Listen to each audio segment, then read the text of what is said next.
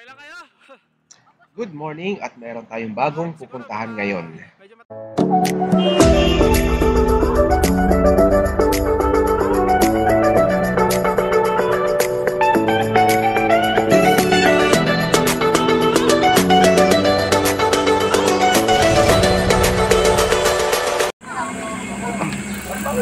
Right, this is the Marcos Mansion.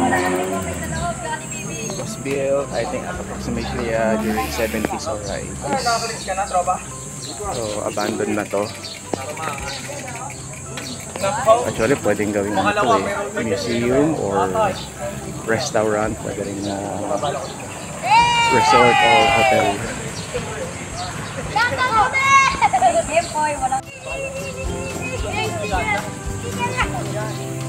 Wala akong dalang sticker ngayon.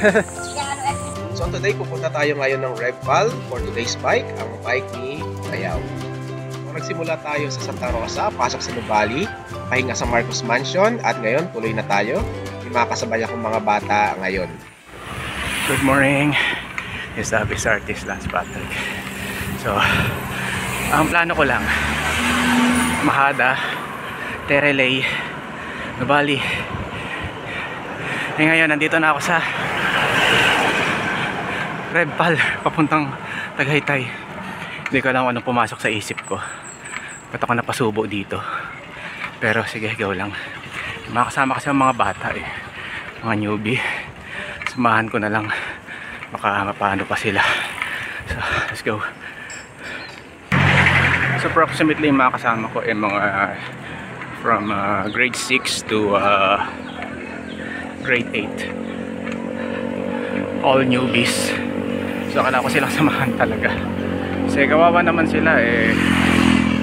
Lalo pagdating ng 2 kilometer pain. Tapos pagdating sa Tagaytay, ayun, medyo lusong. Lalo sa Santa Rosa, Balibago Road. Currently, umaahon tayo dito sa Barangay Casile, going to Ginting and Rivers Palace.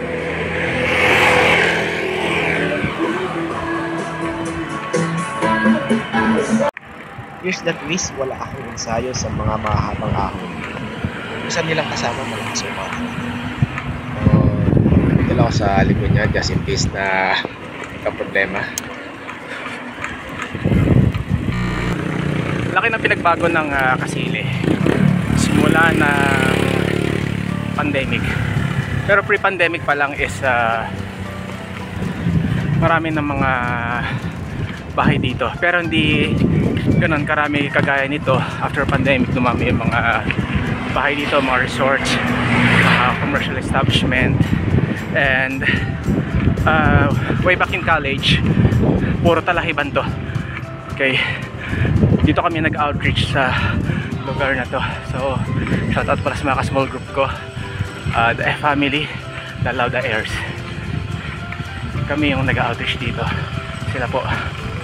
So, may mga naiwan na bata doon sa baba, nag-iinuman ng tubig. Talaga sila mapapagod. So, hintayin ko lang siguro sila sa bukuhan. Kahit umaatake. Yoyoy Bilyame. Isang kasabayan namin, si Pain, sa mahon. Kaya. Pakilang nahon nyo na rito? Una pala ako, sir. Una. Okay, pagdating ng Ginting, dahan-dahan ng ahon, doon ang Matarik. Simula Ginting hanggang ano na, Palas. Okay. Alright, it's me again. So, turuan ko kayo ng technique paano umahon. So, first thing is switch to low gear. If you are a newbie, switch to low gear. Right. So if you have an FD, okay, or a forward derailleur, so switch to the lowest gear, which is the first gear, the one. Okay. Then to the highest gear naman for RD. Ito. So currently at the 6th gear. So later on, mapupunta na sa 5, 4, 3, 1. Okay. So paano nga ba ang tamang shifting, tamang gearing pala. Okay, is hindi mabigat sa magpa-jack at hindi rin sobrang gaan, kasi pag sobrang gaan naman pulikatin ka, sobrang bigat naman putol ang kadena. So tama lang yung sakto lang, so ganoon lang tamang gearing, right? So now you know, so let's go. Kaya nang nasabi ko, meron ng simbahan dito after years of outreach dito sa Barangay Casile, Cabuyao, Laguna, at nasa Ginting din ito located. Ito na po ang 2-kilometer pain.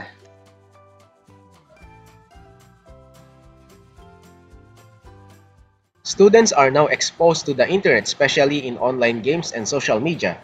I present you the Bible story by Arthur S. Maxwell.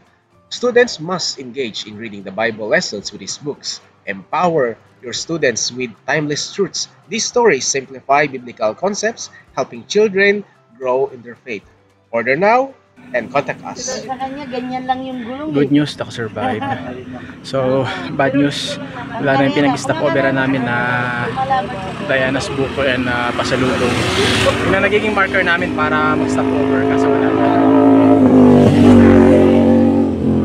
So, dito na kami nag-stopover sa Dapdap and still waiting for those kids.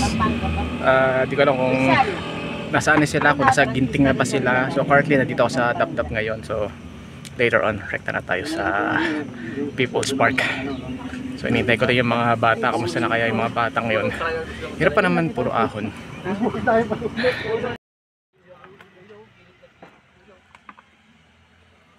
Magandang praktisan dito sa RevPal. Susubukan yung stamina mo at yung endurance mo. And ayun, isa namin kasama. Maahon, kaso nagpupulak yung bisikleta. Okay lang yan. Ganyan talaga pag newbie. Sooner or later, hindi ka na magtutulak ng bike. Nakasakay ka na, paahon. Right. Nice one. Eh, pahinga dito! Hello! Ayan. Nasa plano, napasubo. Yun. Hi guys! Okay lang kayo? Tapos mo pa kaya? Ma'am, siguro baka medyo matagal-tagal pa. Siguro after 2 weeks. Alright, all accounted na sila dito sa recovery area. So, nandito na ako kasi susunod na ako, kaya naman nila to, banayad na lang. Tuloy-tuloy ito hanggang Tagaytay, then Tagaytay Santa Rosa Road. So, nandito na lang. So, thanks for watching guys. So, press back tayo sa susunod. Sa mga nagbabalak mag-bike papuntang People's Park, hindi na pwede ang bike doon sa gate. Dito na lang tayo sa baba. At make sure magdala kayo ng bike lock para secure yung ating mga bikes. Alright, pabalik na tayo. So, tapos na tayo sa RevPal. So, andito na tayo sa Tagaytay. So, ano na tayo? Puro pababa na to. Alright, saan tayo kukuha ng bulalo? So that's Tagaytay Highlands. May mga malaking bahay na yon. Okay. This overlooking. Ganda rito.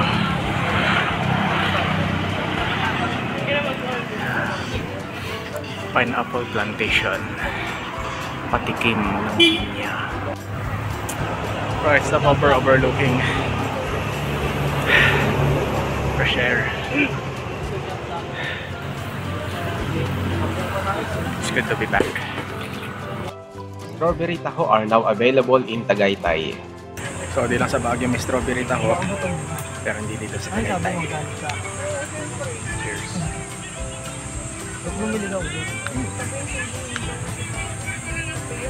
Valuation.